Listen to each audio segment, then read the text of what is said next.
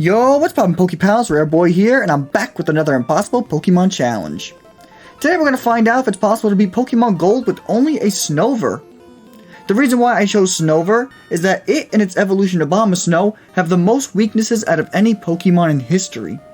Being weak to Bug, Rock, Flying, Poison, Fighting, Steel, and 4 times weak to Fire. That's 7 out of the 17 types available in Pokemon Gold. Aside from that crippling manner, Abomasnow is one of my favorite Pokemon, and Snover's stats and moveset are actually really good. Before we can even begin our challenge, we first need to edit Togepi's internal data so that he becomes Snover. The reason why I edit Togepi is because it's not a Pokemon you normally see in a regular playthrough of Pokemon Gold, so we don't run the risk of running into a wild or trainer-owned Snover, making for the most authentic experience. On top of that, Snover's sprite will be edited during post, and since Togepi has a small sprite, it makes it easier for me to edit over. We edit Togepi's typing, base stats, experience growth needed to reach level 100, level up moveset, and TM and HM compatibility. Now that Snover is in our game, let's review the rules of the run. The first rule is that I'm only allowed to use Snover in battle. We are allowed to capture other Pokemon for HM usage, but they cannot assist Snover in battle by any means. The second rule is that no items will be allowed in battle. Held items such as leftovers are allowed, but using items such as X items or hyper potions are a no-go. And finally, no glitches or exploits will be used to complete the game. It's just a normal playthrough of Pokemon Gold but with the Snover. With the rules explained in our Snover in-game, let's jump into some gameplay. The first thing I do is pick up Snover from Professor Elm's lab. For this run, I replace Chikorita so our rival takes Cyndaquil for even more of a challenge. I name our snow-covered tree Christmas, since Snover is based on a Christmas tree. With our Snover on the team, it's time to conquer the Johto region. After meeting up with Mr. Pokemon and Professor Oak, we encounter this red-haired weirdo who challenges us. This battle wasn't going well at all, and we were on the verge of losing until our Powder Snow froze his Cyndaquil and we were able to pull out a narrow victory. I headed straight for Sprout Tower to get the HM for Flash and gain some experience points off the Bellsprouts and Hoothoots in the tower. Snover needs the same amount of experience as a legendary Pokemon to reach level 100, so getting as much experience is as crucial as possible at this point in the run. Once we got through the tower, it was Faulkner time, and this match was so-so. Powder Snow made easy work of his birds, but Pidgeotto outsped us and dealt some nice damage before going down. All in all, not a bad first gym though. Next up is Bugsy, and we land a nice one-shot crit on Metapod, and Kakuna refused to attack us as Scyther comes in. He unfortunately outspeeds us, and his Fury Cutter starts building as he survives on what looks like 1 HP, and we get taken out. So close. I try my luck at my rival, and yeah, this match is just not happening. Quilava can just melt us with 2 Embers, so we need to come back at a much higher level. I go back to Bugsy at level 23, and at this level we were able to muscle our way through, but not without Scyther getting a hit in for almost a flawless sweep. I try my rival again, but even at this level we get burnt alive by Ember. Guess it's back to do even more grinding. A few hours later, and at level 28, we finally beat our rival. And yes, you heard me right, a few hours later. It's taken me 6 hours to get to this point in the run because of how slow Snover levels up. We didn't even smoothly win, we just barely won this thanks to some accuracy drops. It's finally Whitney time, and thanks to the Goldenrod department store, we now have access to Ice Punch, which will help us smoothly breeze our way through Whitney's team. Morty was a funny match.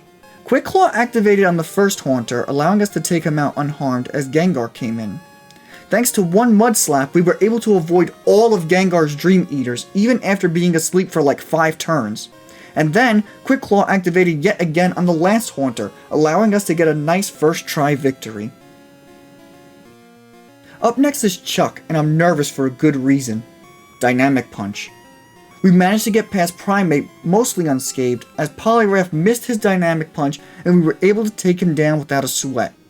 Pretty nice if I do say so myself. We can't celebrate for too long though, as it's Jasmine time, and Steelix is the real issue.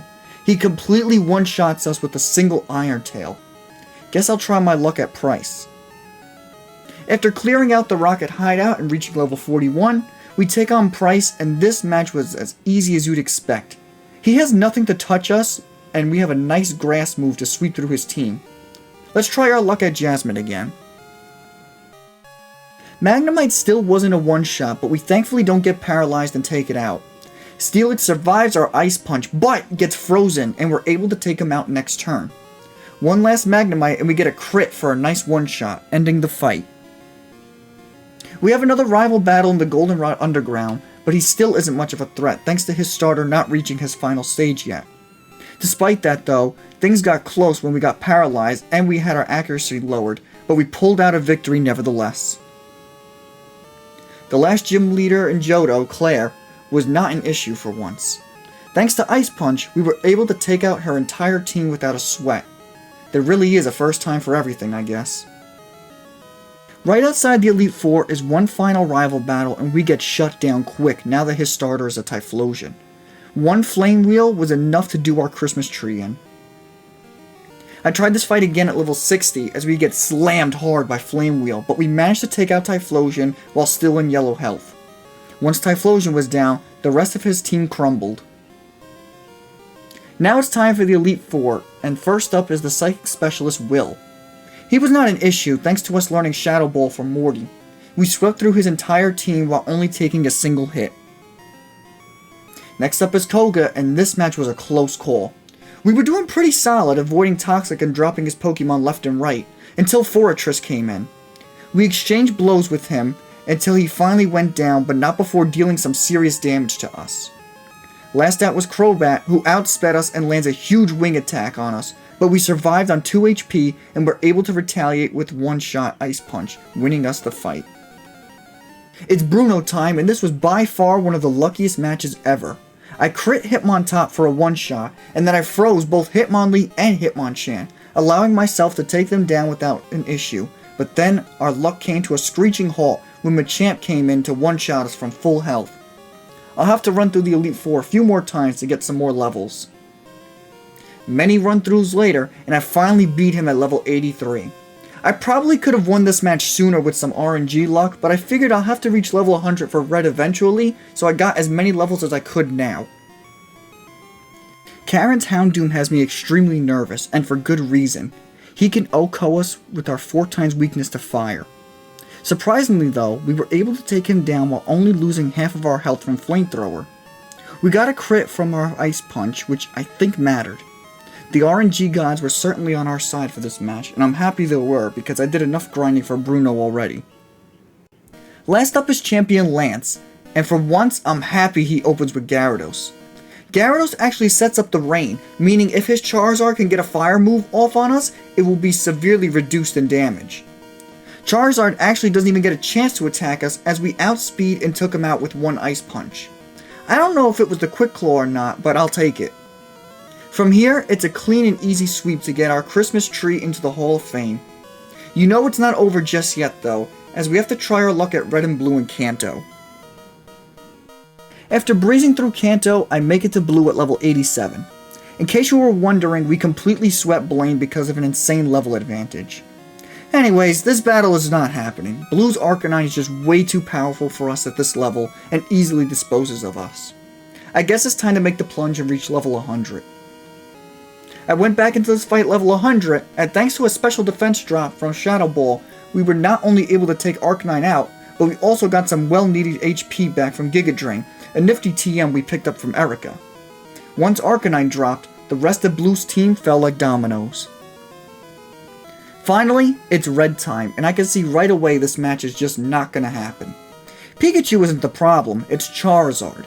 He's not only outspeeds us, but he OHKOs us 100% of the time with Flamethrower, which means my Quick Claw not only needs to activate, but I also need to either crit him or freeze him with Ice Punch. I had a similar scenario with my Meltan challenge, so I know it's possible. About 30 minutes later, we get a freeze on Charizard, allowing us to take him out. Espeon came in and dealt some nice damage, but he was an easy one-shot with Shadow Ball. Next up was the real issue, Snorlax. Snorlax can not only heal with rest, but he also has amnesia, which renders our stab moves useless.